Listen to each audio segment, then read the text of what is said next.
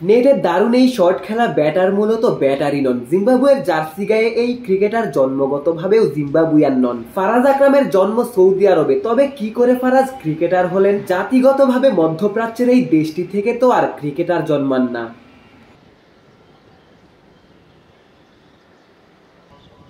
ফারাজের বেড়ে ওঠা জেদ্দা আর পাকিস্তানে, বাবা মা দুজনই পাকিস্তানি। ফারাজ পাকিস্তানি বংশোদ্ভূত ক্রিকেটার, বাবা পাকিস্তান এম্বাসিতে কাজ করতেন। সেই সুবাদে 2000 সাল থেকেই ফারাজের পরিবার জিম্বাবুয়েতে। জিম্বাবুয়ে ক্রিকেটে ফারাজের শুরুটা হয় 2017 সালে। সাবেক জিম্বাবুয়েন ক্রিকেটার তাতেন্দা তাইবুর গড়া দলেই ফারাজ ক্রিকেটীয় জার্নিটা শুরু করেন। 31 বছর বয়সী এই বোলার ইতিমধ্যেই জাতীয় দলেও খেলেছেন। তবে পাকিস্তান থেকে এসে সিকান্দার রাজা যেমন জিম্বাবুয়ে ক্রিকেটের গল্প বদলে দিয়েছেন, দ্বিতীয় পাকিস্তানি বংশোদ্ভূত ক্রিকেটার হিসেবে ফারাজ তার ছিটেফোঁটাও দেখাতে পারেননি। তবে 2 বছর পর আবারও জিম্বাবুয়ে টি-20 দলে ফিরেছেন। বাংলাদেশের বিপক্ষে সুযোগ পেলে ফারাজ নিজেকে প্রমাণ করতে চাইবেন, সাফল্যের গল্প লিখতে চাইবেন।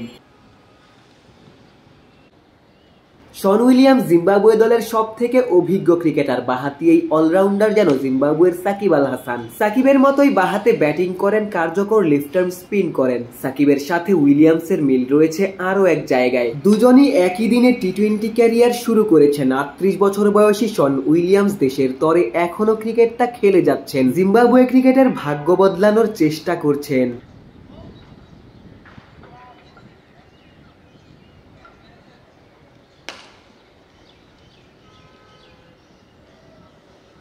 সবশেষ বিপিএলও শন উইলিয়ামস দুর্দান্ত ঢাকার হয়ে খেলতে এসেছিলেন, তবে নিজের নামের প্রতি সুবিচার করতে পারেননি। বাংলাদেশের বিপক্ষে প্রথম টি-20 ম্যাচেও শন উইলিয়ামসের ব্যাট হাসেনি। বাংলাদেশের বিপক্ষে ন্যূনতম প্রতিদ্বন্দ্বিতা গড়তে হলেও শন উইলিয়ামসের ব্যাটে রান জরুরি।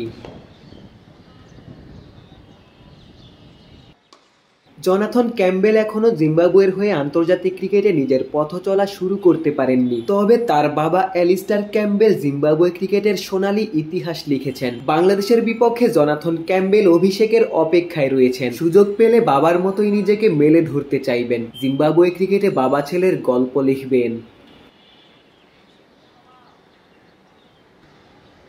ক্যাম্বেল, শন উইলিয়ামস, ফারাজ আকরাম, কত গল্প। তবে জিম্বাবুয়ে ক্রিকেট শুধুই ব্যর্থতার গল্পে মোড়ানো। গেল 20 বছরে জিম্বাবুয়ে ক্রিকেট শুধুই পেছন দিকেই এগিয়েছে। সময়ের পরিক্রমায় কেনিয়ার মতো দলও হারিয়ে গিয়েছে। জিম্বাবুয়ে হয়তো সেদিকেই এগুচ্ছে। চট্টগ্রাম থেকে গোলাম সারোয়ার, ক্রিকেট 97। পাকিস্তানি বংশোদ্ভূত।